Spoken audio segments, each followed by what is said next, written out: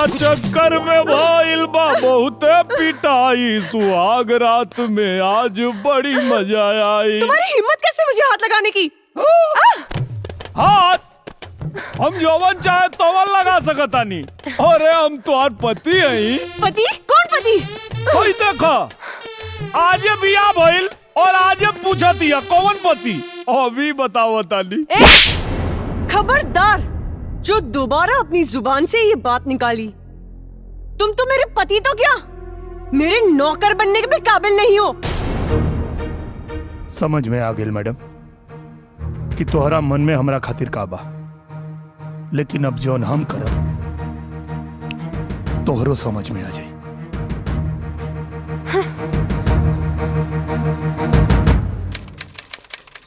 Miss किरण खन्ना, ठीक है ना भाई जी?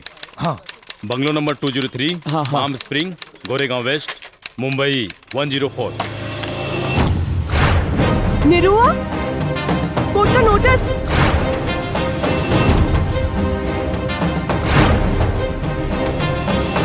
मैं गीता पे हाथ रख के कसम खाती हूँ कि जो कुछ भी कहूंगी सच कहूंगी, सच के सिवा कुछ नहीं कहूंगी।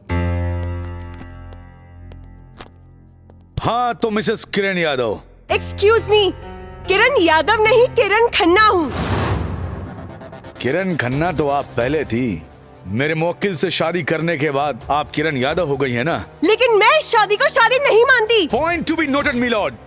अपने पूरे होश और हवास में अपनी मर्जी से शादी करने के बावजूद ये कह रही है कि ये शादी को मैं शादी नहीं मानती, जबकि इसका पुख्ता प्रमाण ये है, ये मैरिज सर्टिफिकेट। क्या इस प्रमाण पत्र में किए गए हस्ताक्षर आपके नहीं हैं? यस सर, लेकिन मुझे फंसाया गया है। किसने फंसाया है आपको? मिस्टर मुखर्जी ने जज साहब।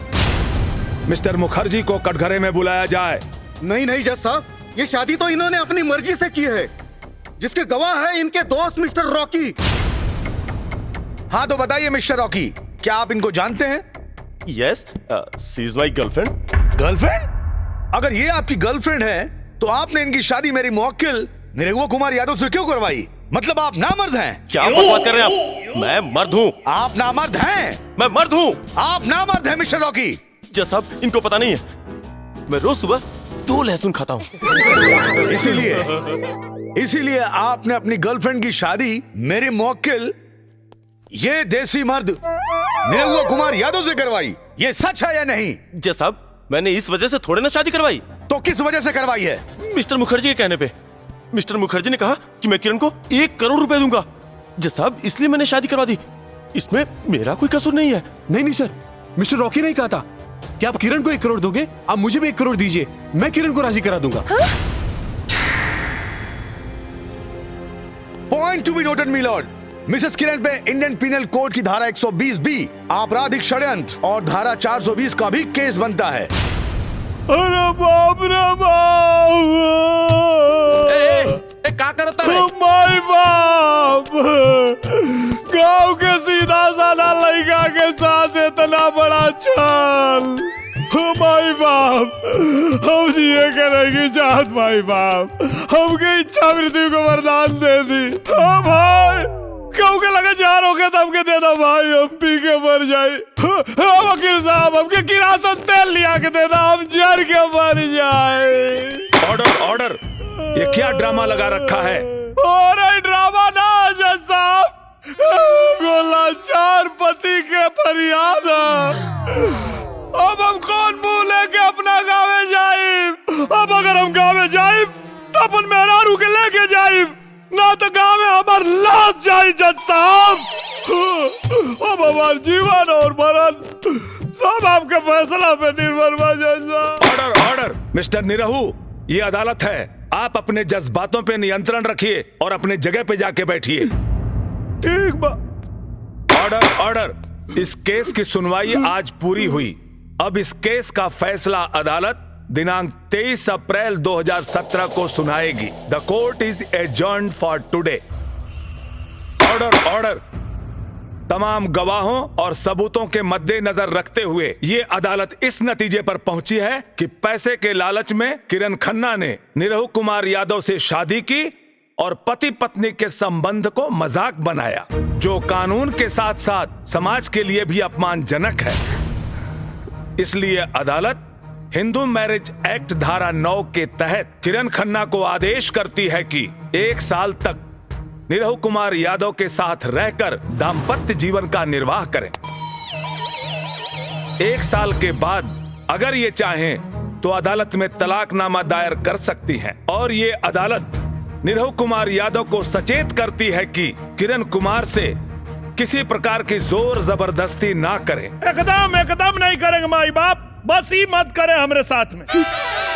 और साथ ही साथ ये अदालत पुलिस प्रशासन को आदेश देती है कि इंटरनेशनल इंश्योरेंस कंपनी के अधिकारियों को एवं राकेश कुमार उर्फ रॉकी को तुरंत हिरासत में लेकर कानूनी कार्रवाई करें। The court is adjourned for the day.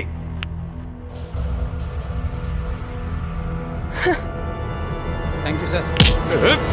Inspector, hands up, hands up. Darling, तुम किधर? अगर किसी ने भी बचाने की कोशिश की तो इसे जान से मार दूंगा। रॉकी छोड़ो मुझे। Oh my God. Shut up. Good shot, good shot. चल छोड़ो मुझे, छोड़ो। ले जा। खा करे जा, अब तो चला ही कपड़ी। चला चली गाजीपुर, चला चली गाजीपुर। छक छक छक छक।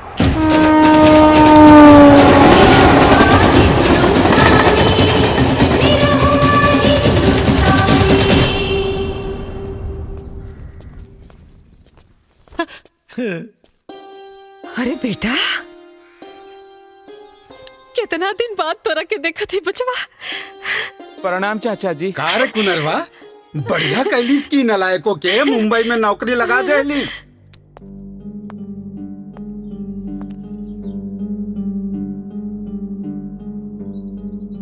ई क्या बेटा? तुहार बहू रानी।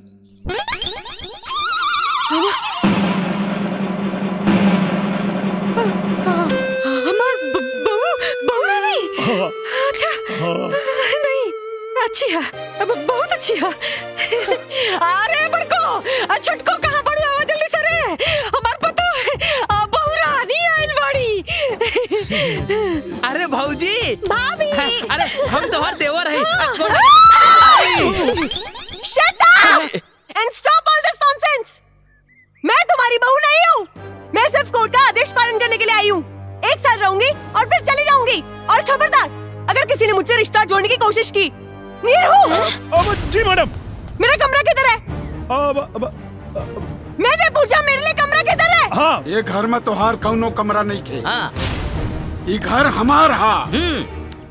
अब हमारा मतलब हमार ना, तो ठीक बा, हमारा हिस्सा बांट दो।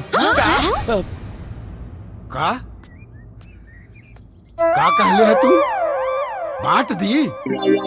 ससुर जौने कमरा मारा सब हिस्सा मांगल भुला जाइबा। कैसे मारब जी? काहे के मारब? ई घर हमार, ए घरे का मालकिन हम, त हमार कमरा हमरे बेटा का कमरा। जा बेटा जा, जा हमरे कमरा में जा, जा जा। आई मैडम। जा कमरा में जा। हम हो जाते नहीं। ए, तय कहाँ रे? मैडम जी के लगे। मैडम जी के हाँ, तू नहीं। अरे बाप रे, ना ना ना ना ना, घर जाता नहीं। अरे बाप रे बाप, कहाँ फंस गई नहीं। हमरा मना करे के बाद भी घर में घुसा दे लो। मैया, अरे हमरा तो कौनो इज्जत नहीं थे। और न टका। औने तका बे। भाग यहाँ से, चुप, भाग यहाँ से। भाग जी। कहाँ? यहाँ हाँ बोली। जब वो बेशरम लड़की खुद के घर के बहू मानते नहीं के, तकौ ना हक से यहाँ रही। हमार वंश बढ़ावा खातिर जी। अरे 1 साल के बाद जाए वाली बिया, ओकरा से तू वंश बढ़ावे के उम्मीद लगावले बड़ू। इतना बड़ हो गई नी, इहो नहीं के पता कि लड़का होके खातिर खाली 9 महीना चाहेला, सालों भर ना। अरे जब उन्हीं रहुआ के अपन पति मानते नहीं थे, तो 9 महीना आपका 9 साल में भी कुछ ना होई। काहे ना होई जी? कैसे ना होई? जरूर होई। एक बात बताई, जब हमार लड़का और शहरी लड़की के मुंबई शहर से उठा के गांव में लिया सकेला, तो अपने छोट छोट बच्चन कमाई काहे ना बना सकेला? जरूर बनाई जी, हमरा के अपना बेटा पर भरोसा बा। देख ले भाग यहाँ से। देख ले।